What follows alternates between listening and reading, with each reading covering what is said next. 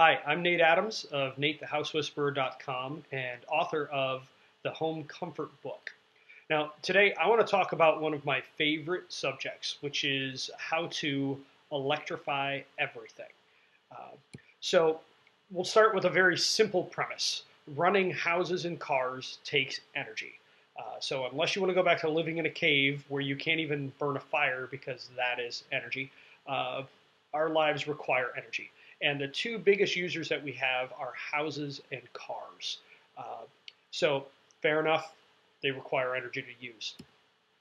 Now, the next question we have to ask is what kind of energy? So there's really two different kinds. There's fossil fuel and there's renewable fuel or renewable energy. Um, and so if we're going to choose the new path, the renewable path, so this is making energy without having to burn fuel. It's basically just capturing energy that's already occurring.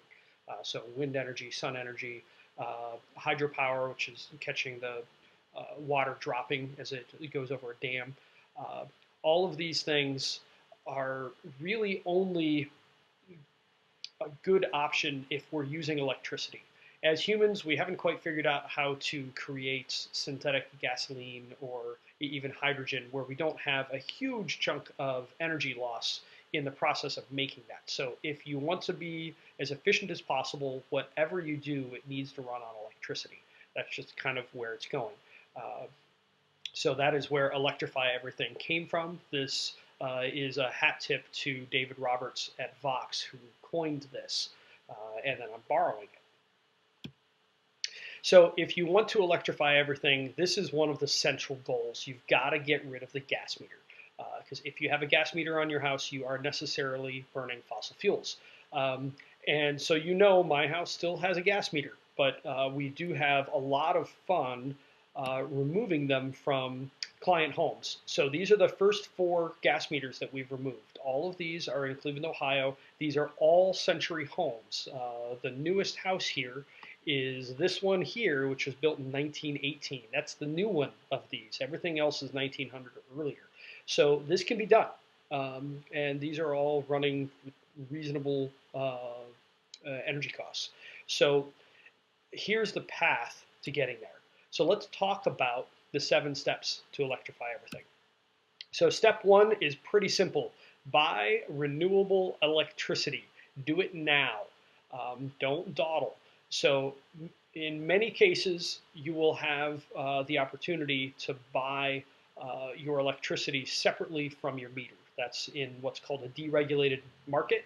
Ohio doesn't have a ton of good things going for it on the renewable energy front, but this is one really good thing. So I buy wind power for my house, and it happens to cost exactly the same. In fact, it was a slight step down in cost, a couple of percent cheaper. So this is very possible. If you don't have the option to choose your electricity supplier, or they don't have a renewable option, you can always go with a supplier like Arcadia Power, which buys part of their electricity from renewable sources, so that they can make it so that for free they'll give you 50% renewable energy, and then you can pay to get up to 100%. Now, you will hear some arguments on this, that this is a silly thing, that we're just performing an accounting function, which to a large extent we are. So the renewable energy that I'm buying is made in Kansas and Nebraska. That's a long way from here. It's not actually made in Ohio or Pennsylvania or any place close to me. But view this like a vote. So when you are trying to move a market, what you need is a whole lot of people to go do the same thing. Just like voting. Your vote individually means almost nothing. Our votes together collectively are what change things. So think about organic foods. 10 years ago, they were not very common. Now they're everywhere. It's common. My favorite store is Aldi, and Aldi has a big organic line now. So when the discount grocery stores are carrying organic food, you know that it has moved. And how did that move? That was a whole lot of people voting 3 times a day with what they ate. So this is your way to vote. It may not be perfect, but somewhere your money, when you buy renewable electricity, is going to build a renewable plant, and it's also shifting demand from fossil fuel powered plants to renewable plants. So that is the way that you can do it. This also happens to reduce your carbon footprint by about a quarter to a third, because that's about what your electricity use amounts to. The rest of it is for heating your house and then driving your cars, which we'll get to. All right, but do that now, all right? That's the most important thing. Step 2 is do the easy stuff. Now, when I say the easy stuff, what I mean is the things you can change that don't affect anything else. The best example of this is cooking.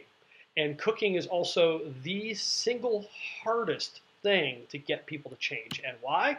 Because everybody likes cooking on gas. And that's myself included. We only recently switched to an induction stove, and it was about a 3-year battle. And the only reason I really ended up winning it was we wanted a new fridge. So that's the only reason that we really have an induction cooktop. And I mean, this is what I do. It took me that long to pull my wife around. She now loves cooking on the induction because it turns up and down very quickly like gas. My business partner likes using this model here. This is called a New Wave, and you can set this at a whole bunch of different temperatures, so you can turn it down way lower than gas. He sets it at 130 degrees and then puts a bottle of honey in a pan that has some water in it, and it will stay at 130 degrees all day long. You cannot burn it, and it will decrystallize that honey. That's something that you can't do on a gas cooktop. So if your first reaction is a gut emotional, no, I want my gas, don't take away my gas, go buy one of these hot plates. They're 50 to 70 bucks for a decent one. And try it out, see what you think, so that your decision, if you decide that you can't stand induction, fine, but don't make that decision without trying it, because then it's purely an emotional decision, and I want you to make a rational one. Because once you get past cooking, everything else is downhill. It's not that hard. When it comes to how your water gets hot for the shower, do you care how it gets hot? No, it doesn't matter. As long as it comes out of the shower hot, you're good to go. So we can do that with electricity. How does your house get warm? Do you care how it gets warm? No. I mean, we have been changing technologies on this for centuries. We don't burn wood to heat our houses, hardly at all anymore. There's exceptions. But I doubt you heat your house with a fireplace. We've had furnaces that use different fuels. This is just the next switch. So if you can get over cooking with natural gas and you can try induction and like it, the rest of this is easy. So the rest of the easy stuff, whenever something dies in your house appliance-wise, replace it with an electric appliance. So anything that's gas in your house, you're going to start working your way down the path towards getting rid of your gas meter. So a really simple one is a dryer. Now, a gas dryer will cost a little bit less to operate than an electric one, but you're talking on the order of $10 to $30 or maybe $40 a year. It's just not a lot of money. Switch. So buy an electric dryer the next time. When your stove goes out, already have the experience behind you of using an induction hot plate so that you can buy an induction stove. When any other thing in your house starts to go, start replacing those things. So we've got stoves. And water heaters is the other big one. So a heat pump water heater is a wonderful way to heat your water that has a very, very similar operating cost to natural gas, even with cheap frac gas like we have right now. Then the other easy stuff is, if you have any reason to do a lot of electric work in your house, upgrade your panel. Go to a 200 amp, maybe a 300 amp panel. And that will allow you all the space you need to electrify everything down the road. When it comes time to buy a car, consider buying an electric car or a plug-in electric. If it makes sense. Sometimes it doesn't, so sometimes your needs are going to be different, but there are a lot of cars that are going to be hitting the market in the near future, so plan on getting an electric car next time. And then if you have that electric panel put in, have a 100 amp line run to your garage, if it makes any sense at all, so that you can plug in 2 electric cars at very high power, so you can charge them overnight really easily, even if they're stone dead. So those are the easy things. All of those things don't affect anything else. They are their own separate systems. So start changing those as you have the opportunity. Step 3, make it sexy. uh, and then advocate for it without politics, apolitically. So when it comes to sexiness, I have to give a ton of credit to Elon Musk here. So he created the Tesla automobile. So there's always an it car. Uh, it was Cadillacs for a long time, and then it became Lexus and BMW and so forth, and it came back to a Cadillac Escalade. And there's always an it car. The it car right now is a Tesla Model S or a Tesla Model X. That is phenomenal because until now, electric cars have generally been kind of rinky-dink, and they're glorified golf carts in most cases. The Teslas are a real car. I happen to have the opportunity to drive one of the new ones, the Model 3, and that one felt like a nice BMW. So I've driven a lot of cars. That is good. That is sexy. So Elon Musk did a wonderful job of taking something that previously was basically an appliance that wasn't fun, it wasn't cool, and he made it a status symbol, and it's also the quickest car. So the 0 to 60 and quarter mile times, which are the two standard acceleration metrics, the Tesla Model S is the fastest production car right now for those. So that's remarkable that that was possible. So we need to do something similar to that, so where electrified houses are sexy. So they do happen to be very comfortable if you do these right. They are very healthy. They last a long time because they don't have any moisture problems like they did pre-project. And then, of course, they're efficient. So all of those things make a house seem better. It is a nicer place to live. So that is sexy in my mind. And so that's what we need to begin telling the story of. So as you advocate for this, be sure that you leave politics at the door. We are lucky in this. There's only a handful of bipartisan issues out there, but two of them happen to be renewable energy and energy efficiency. So pretty much everybody likes those, even if they're for different reasons. We can agree that both are good. So work from that common ground. That's fine. But the better way, rather than, say, flame wars on Facebook, would be to have your friends over and have them cook on your new induction stove or your new induction hot plate. Try it out. So show people, demonstrate, get them to where they want an electrified house. So that is how to advocate. And you can do that before you electrify your house. Just start the path. Now, step 4 is to do your homework. So there's a couple of pieces of this. When it comes to electrifying homes, it's generally not something you can just do, at least in a colder climate like where I live in Cleveland. So you need to do your homework. For starters, if you are only electrifying your house to electrify your house, don't do it. So hear me, I need to repeat that. If you are only going to electrify your house for the sake of electrifying it, don't do it. It's not going to be a good enough goal. The odds of you cheaping out on something and listening to a, oh, this is cheaper but just as good argument, and then having things go horribly wrong are quite high. So don't do that. Please don't. I would much rather have clients who have multiple things that they want to solve. So this is what you need to do. Go make a list. I'm sick and tired of the second floor of my house being 10 degrees warmer in the summertime. So come 7 o'clock, I have to turn the air conditioner down so it will actually get the second floor cool enough so I can sleep. That is a really good goal. So use that goal. That would go on the list along with electrify everything. Maybe your addition on your house doesn't heat well in the wintertime. That's also a good goal. You are tired of having to wear a blanket just to watch TV. Okay, good goal. No more blanket while watching TV. So rank all of those things that you want to fix. And what I like to do is rank them from 0 to 10. 0 being I don't care, to 10 being I don't care how much it costs, fix it now. That's how you want to do it. So you want to have all of these problems and you want to have them all ranked. And then you also want to begin to think about budget, which we'll touch on here again in a second.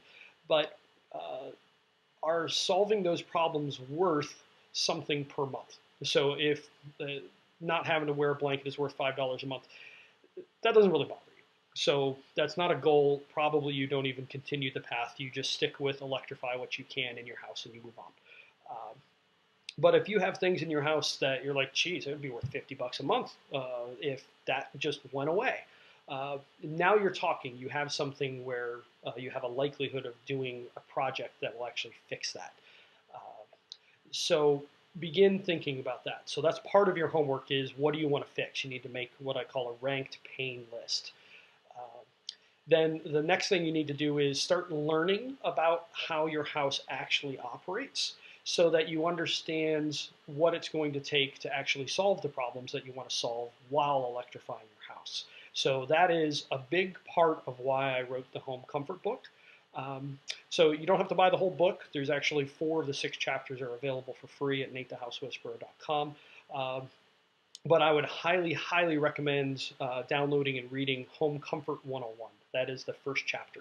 Please read Home Comfort 101. I will pop a message up right now in the video. So once you understand what you want to fix and the basics of how your house works, you're getting to where you're ready to actually electrify your home. So this is where you need to bring in a professional in my mind. Can you do it without this? Yes, but these are pretty complicated. So you want to lay out all the things you want to fix. You want to come together on budget, and then you need to figure out what the house needs. So those are the 3 things. If you can't get those to play together, you won't have a successful project. You need to have budget, what you want to do, and what the house needs. All 3 of those have to play nicely together, and you have to get them to match. With some planning, you can get them to match for less money than you would otherwise. And so a lot of what we do is planning. That's a big chunk of my life, planning and execution. The second part is go and execute it. So get all of those upgrades done so that you can electrify your house. And then you make some tweaks afterwards to get the house just as perfect as it can be.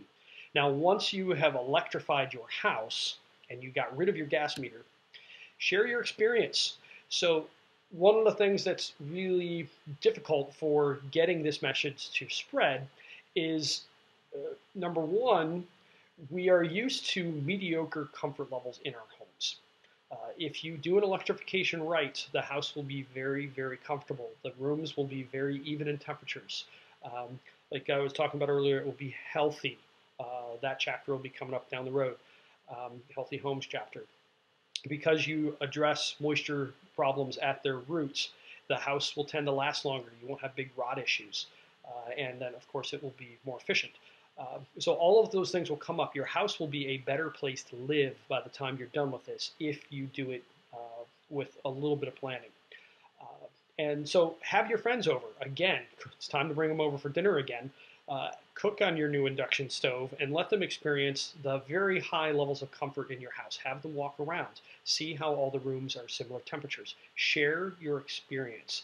This is how Electrify Everything begins to grow. And lastly, go net zero. So this means, net zero means producing all of the power that you use in your life, for your house, for your car, whatever it might be. Now, this to me is an optional thing, and I'm sure I will get some flack for this, and if you don't like this, please comment below. Love to discuss it. So my thinking here is if you are already buying renewable electricity for your home, you are net zero carbon.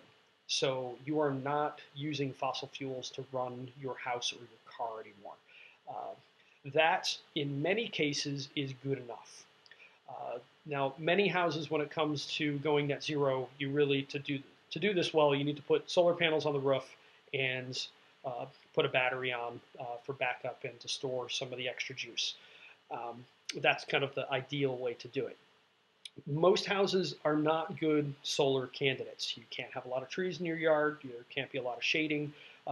So I find maybe 1 out of 10 or 2 out of 10 clients are really good solar candidates. So don't feel bad if you can't actually go net zero. Get your house electrified, burn and use renewable electricity, and in my mind, you're done. If you can go net zero, great. And there's new technologies coming down the road and new different ways to buy electricity, like a community solar. So where a farmer, say, puts up a whole bunch of solar panels in a field, or puts up a windmill, and then you can buy a share of that. That sort of thing is going to become more and more available in the coming years. So if you can't go net zero, don't freak out. All right, so let's rehash. Those are the 7 steps. So the first step is buy renewable electricity today, right now.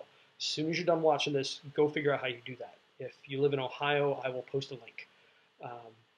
Step 2, do the easy stuff. If it's not connected to anything else, swap it out. Change your cooktop, change your dryer, your water heater, your car, all those things. Get those switched to electric so that you can get off fossil fuels. Step 3, make it sexy. So talk to your friends about it and how much you enjoy cooking on induction or whatever thing that you have bought that's electric. Advocate for it apolitically. Please stay out of the weeds, stay out of politics. It just goes bad places. So on the Electrify Everything group, if you post something that's political, I will delete it. I don't want that on there. That is not how we move this forward. Step 4, do your homework. So if you want to electrify your house, you need to figure out what's wrong with it, what do you want to fix, how much do you want to fix it, and then how does your house work so that you can figure that sort of thing out. I should add too, if you are a geek like me, you might want to get some kind of monitor in your house so that you can understand how the temperature and the air quality works or how much it's using energy. You'll find plenty of articles about that on NateTheHouseWhisperer.com and my contracting or consulting site, EnergySmartOhio.com. Step 5, plan and execute your home performance project. So electrify that house. Step 6, shout from the rooftops. Talk to people about it, have them over, have guests over to stay the night, whatever it takes to spread the word. And step 7, if you can, go net zero. If not, make sure you're buying renewable electricity. So that's it. If you do those steps, you are going to have an electric life. Now, this is a really important caveat.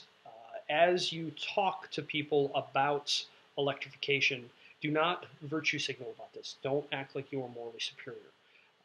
That's very off-putting and it gets in the way. And also, this is just a very truthful thing. If you can only do steps 1 through 4, do that. That's fine. Don't feel bad about it. In the case of my house that I'm recording this in, this house is a really difficult electrification project. So I've done what I can. My water heater's changed out. I buy renewable electricity. I have an induction stove. But there's not a lot more I can do. My boiler's not an easy switch. So I have to stop at this point. We're actually considering selling the home because of that. So you may want to buy a different house. That's a better candidate. But regardless, do not feel bad if 1 through 4, buying renewable electricity, swapping out the easy stuff, talking about it, making it sexy, and beginning to do your homework. If that's all you can do, that's fine. Don't feel bad. Go do it. Don't let that stop you. And that is the 7 steps to electrify everything. So this is my first attempt at this. Tell me what you think. I would love to get your comments. So please blow up this video with comments below. And as far as doing your homework, I'm going to post another link to download Home Comfort 101. Please download that, read that, understand it. Join the Electrify Everything Facebook group. That's where we're going to very practically talk about how do we do these things. Let's talk about what works and what doesn't. And then lastly, of course, the usual stuff. Please subscribe to the channel if you find this helpful. Click the bell if you want to hear every time that I put up a video. And please comment. Let me know what you think of this. And I really appreciate you taking the time to watch this, and good luck on your path to electrify everything. I'm Nate Adams. Have a great day.